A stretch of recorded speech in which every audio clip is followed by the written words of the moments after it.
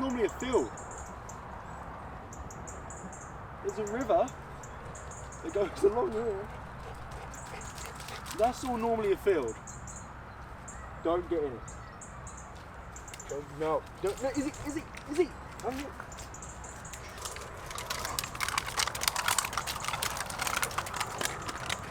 Welcome to vlog number 2 of 2021.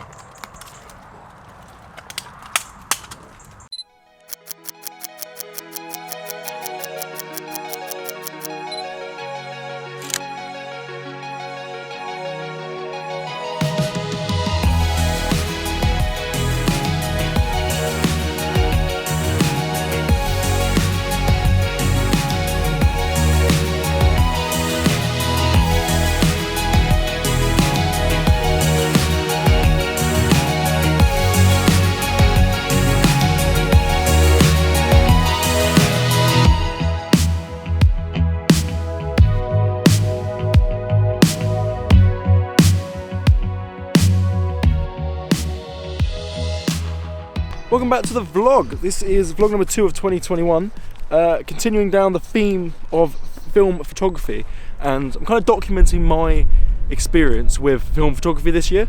I'm going to stop up here and then we'll talk properly. Okay, so yeah, we're continuing down the theme of film photography in these vlogs. So I'm kind of documenting my experience with film photography, and as I said in my last vlog, it's been 9 years since I last shot film properly. So I'm basically treating this as I'm completely relearning it, because that's what it feels like to me. So I'm basically going to explain everything in as much like basic detail as I can to help you guys if you're starting out in film photography as well, and help me because I'm relearning it. If you watched last week's video on Friday, you'll know I came on a dog walk and forgot my boots. We remember them today, and it's even muddier today, so I'm very glad I did. But the dog's a nutter. She's going to be horrendously muddy by the end of this, and it wouldn't surprise me if she gets in the flooded fields. Okay, so first things first, a couple of things that you might not realise you need. Okay, one thing you might not realise you need, and then something you're obviously going to need. Battery. I honestly completely forgot about light meters, and they're a thing. Basically, light meters in a film camera is a little measurement of the light, and it gives you an indication of how exposed your photo is. Wait a minute! I actually just forgot that DSLRs have light meters in them, so you know what a light meter is, an indication of how exposed or underexposed your photo is. Mirrorless cameras that I'm used to you look through the viewfinder and you can see overexposure because it's an electronic viewfinder, so I kind of forgot that modern day cameras have light meters. So you know what a light meter is, but you need a battery to power said light meter. So even though this is completely manual, there's no electronics, the only electronic thing in this is the light meter. So you need a battery. It was a tiny little one that slots in here.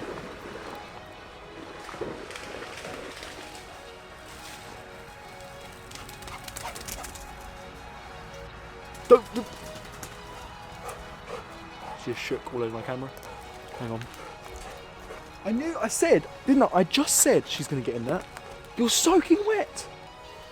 So yes, you're going to need a battery. Second thing you're obviously going to need is film. And we're going to talk more about film in a second, when the dog stops being a nutter running around me.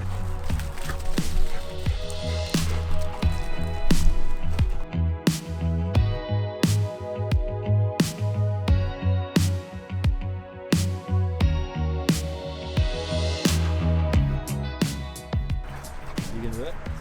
Come on, do it for the vlog. Do it for the vlog. There she is.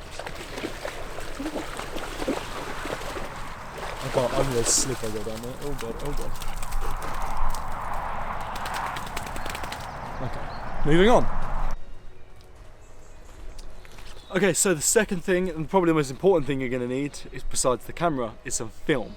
Okay, so picking your film is something that you're going to have to do, and you're going to have to do some research into it. I myself grabbed some IFOD XP2 Super 400. I think that's what it's called, which is a black and white film that uses the C41 processing method. So the reason I went for that is A, because it was cheap. Film can be very expensive. This was about £4 a roll and then delivery, so I got 3 rolls of that. Second reason I got that is because of the C41 processing method. Now, that might not mean anything to you. It still doesn't mean anything to me. Car coming. The C41 processing method is the same process they use to process colour film, and this black and white film uses that method. Now, she just shook all over the camera again. Because of the pandemic, processing places are only processing C41 film. So I've got a film that can process that, so I can actually get my film developed. Now when you're picking a film, so my one's called Ilford X2 Pro Super 400. A lot of them have 400, 200, 100. What is that? That is your ISO. So ISO is your camera's sensitivity to light. Now with digital cameras you can change that whenever you want. With film cameras you can't. That is how sensitive the film is to light. So you get a roll of film is set on an ISO. So my one is 400. Portrait 400 is 400 ISO. So you need to be aware of the film you're choosing and the conditions you're going to be shooting in before choosing that film, because if you're going to be doing photos at night or in low light, you're going to need 800 or something like that, or you're going to have to compensate with your shutter speed and aperture. So I've got 400 ISO. I think this isn't technical, this is from my observations. I think 400 is kind of like the baseline because it's a good mid-ground. I think it's a good ISO to use. Portrait 400 is obviously one of the most popular films out there. It's very expensive. It's very expensive. I do intend on using it because the look is just... But I want to get used to film photography first and get back into it, so that's why I've got the black and white film. Now there's also a second reason why I've chosen to shoot black and white film for my first few rolls of film photography instead of colour film. That's because I feel like in my photography I focus on colour. I love colours. I love emphasising them in my photos. But film photography is a lot more... You've got to think about your photos more because you've only got 36 on a roll, or even less depending on what size roll of film you get. Oh, muddy. But you only get 36 photos, so you have to be very particular with what you're shooting. You have to think about everything in particular.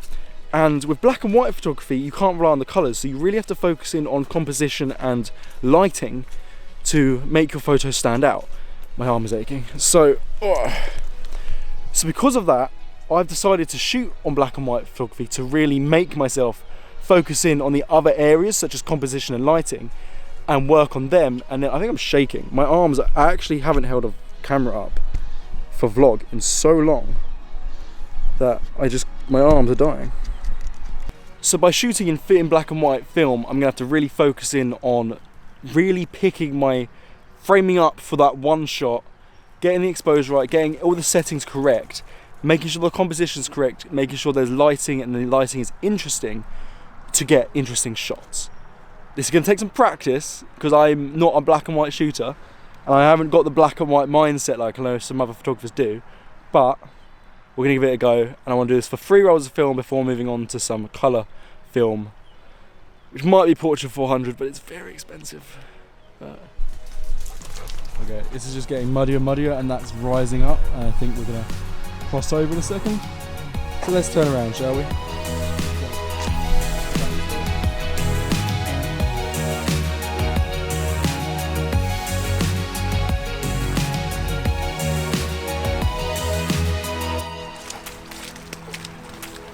I can't believe how flooded this place is.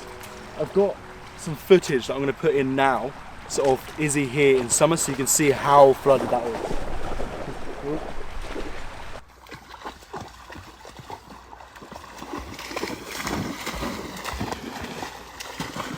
Oh god. No. Stay away. Oh god. Jesus. Oh.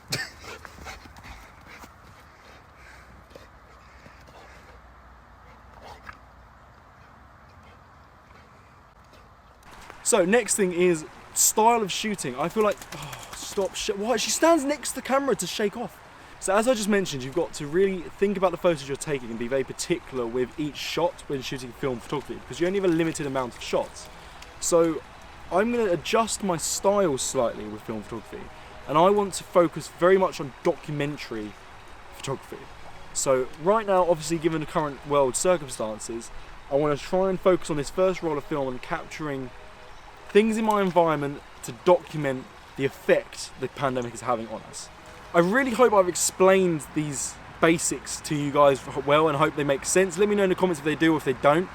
But these are stuff that I'm learning, I have learned over the last few days. And also, don't snap your film loading it. That's something I know a few people have done, and I actually managed to not do it with this one, and I'm going to put in at the end of this video me struggling to put film into this camera because I just forgot what I was doing. I don't know what I'm doing. But I'm excited. I'm very, very excited to be shooting film photography again and to see what I can get and capture. Okay, before we wrap up this video, there's one more thing I want to talk about quickly, and that's film cameras if you're looking at buying one. Now, if you really want to really categorize them, I think you can break it into two categories of film camera. That's the fully manual, I suppose it's SLR, where you're controlling everything, you're doing absolutely everything. The only thing electronic in this is the light meter, which is a tiny little thing. I don't even know if I can, I'll try and capture that if I can, like through there so you can see what I'm talking about. But you're doing everything, absolutely everything. And then there's point and shoot film cameras, which are, you load film into it, but then it automatically detects the ISO of the film that you're using. I've got a set, tell the camera what ISO this is using. It will automatically detect that, and it's got a fixed, Jesus Christ. It will have a fixed aperture. It will have a fixed aperture, and it will automatically do the shutter speed for you. So you just point and shoot. You just point and shoot. It's what I call point and shoot. So they're the two types of film cameras you want. If you're really nervous about getting into film photography, maybe try a point and shoot first. That's my Minolta that I've been using. That's a point and shoot camera, and it just makes it a lot easier. You just don't really need to do anything. If you really want to break it down and focus in on setting everything yourself and focus on manual mode, go for one of these ones where you control everything and really focus in on dialing everything in yourself. Okay, the dog's going crazy. I'm going to wrap this video up here. Thank you so much for watching. Just do it one more time. Thank you so much for watching. Subscribe if you aren't already, join the community. If you don't mind, drop a thumbs up on this video. It'd be massively helpful. Push it out to other people. I really hope you learned something. I really hope I helped you and explained it well, explaining the basics of film photography. I'm gonna head back. I might get a couple of shots on the way back. If so, you'll see them when I eventually get this film developed. I can't put them on screen because it's film and I need to wait till I use it all up. But yeah, if you think about getting into film photography, jump in. Let me know in the comments. Message me on Instagram. My Instagram is @LukePalms. All the other stuff that YouTubers say to do. I'll see you in the next video. Don't forget to take the shots. Make sure your settings are right if you're using a film camera. Peace. Go on.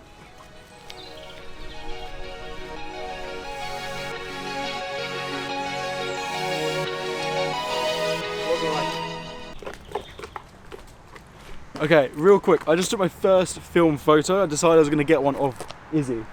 That took so long to get her to stay still enough, because you've seen how crazy she is throughout this video. That took so long for her to stay still enough and for me to focus, because I was trying to shoot on 1.8 and for me to focus in. Oh, that took ages, but I'm excited to see how that comes out. Yeah, peace.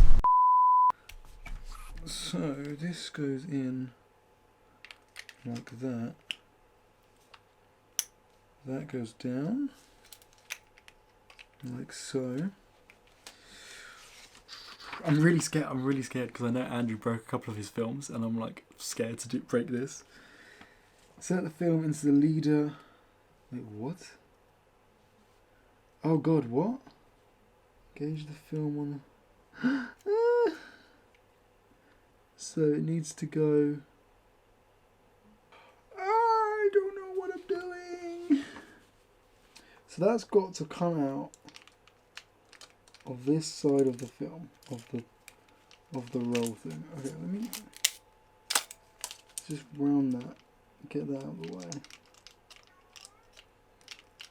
You need the cat trying to get in now as well. That. Okay, that's through. Nice. Film is on the sprocket teeth. Nice. Okay. Tighten the film. And close the back of the camera. Okay. Advance the film. Ah, 400. We did it. We have loaded My first roll of film. I'm not going to take this though.